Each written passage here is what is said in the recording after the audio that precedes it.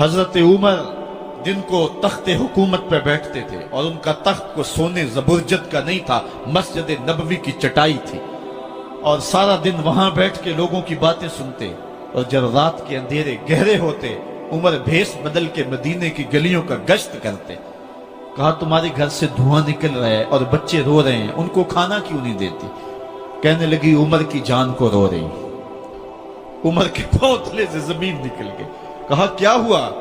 کہا 3 دن سے ہمارے ہاں کھانے کے لیے کچھ نہیں ہے، روزانہ بچے روتے ہیں اور میں ہنڈیا کے اندر پتھر ڈال کر کے نیچے سے آگ ڈالتی رہتی ہوں کہ بچے انتظار کر کر کے سو جائیں گے، کم وقت سو بھی نہیں رہے، اور وہ پتھر پکیں گے بھی کیا، اور میں عمر کی جان کو رو رہی ہوں۔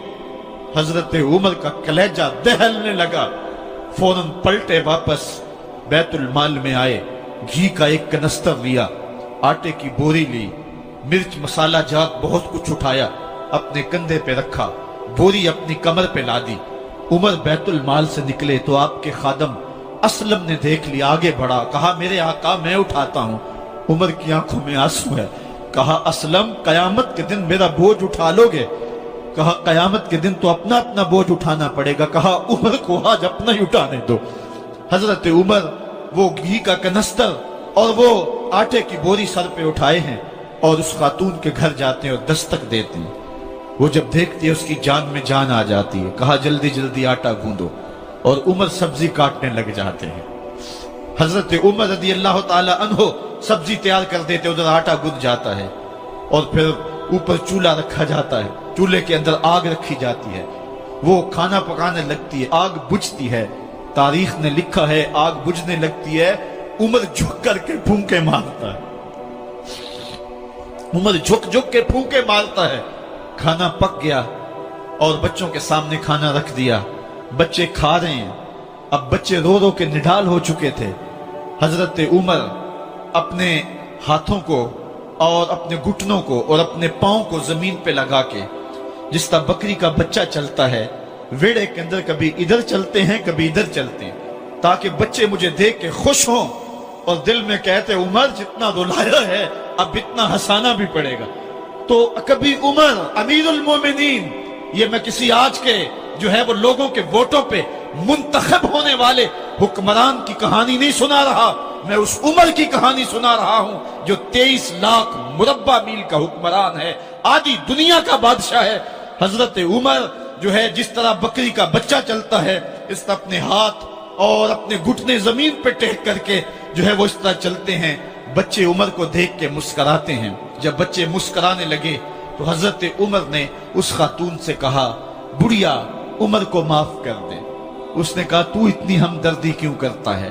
کہا عمر بیچارہ بڑا پھنسا ہوا ہے، فکر ہے اس کو یرموک و فسطاط و حلوان کی، جب فتح ہے مصر تو تیاری ہے ایران کی، آتے جاتے وفد سے ملاقات بھی کرتا ہوگا اور شب کو معلوم حالات بھی کرتا ہوگا، کانٹوں میں الجھی ہوئی بیچارے کی جان ہے، نیند اس کو بھی آتی ہے، آخر وہ انسان ہے، میری بہن عمر کو معاف کر دے۔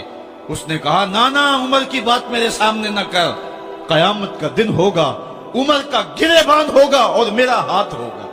جب اس نے یہ بات کہی تو عمر برداشت نہ کر سکے، بچوں کی طرح بلک بلک کر رونے لگے۔ کہا وہ بد نصیب عمر تیرے سامنے ہے، آج ہی کہلا جو کہنا ہے، قیامت کے دن مجھے معاف رکھنا۔ اس نے کہا تو عمر ہے؟ کہا بد نصیب عمر تیرے سامنے کھڑا ہوں۔ میرے عمر کہتے ہیں اگر دجلہ کے کنارے ایک بکری کا بچہ بھی پیاسا مر گیا، اس کا حساب بھی عمر سے لیا جائے گا۔ حضرت عمر نکلے یروشلم میں، ایک اونٹ ہے ایک غلام ہے، کبھی وہ سوار ہوتا ہے کبھی آپ باری مقرر کی ہے۔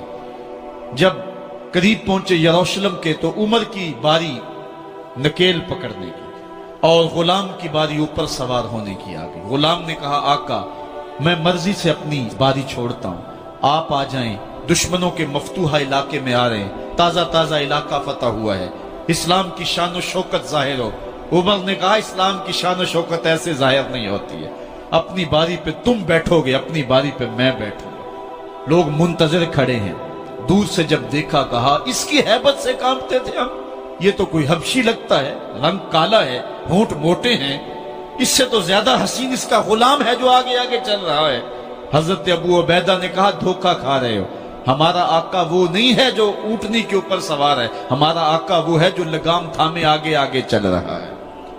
حضرت عمر رضی اللہ تعالیٰ عنہ کو آگے بڑھ کے جابیہ کے مقام پہ حضرت ابو عبیدہ بن جراح نے استقبال کیا، تو حضرت عمر آگے بڑھے اور انہوں نے آگے بڑھ کر کے حضرت ابو عبیدہ کے دونوں کندھوں پہ ہاتھ رکھا، اور سنو حضرت عمر نے کیا کہا، کہا لا الہ الا اللہ انا کنا اذل قوم فاعزنا اللہ بالاسلام۔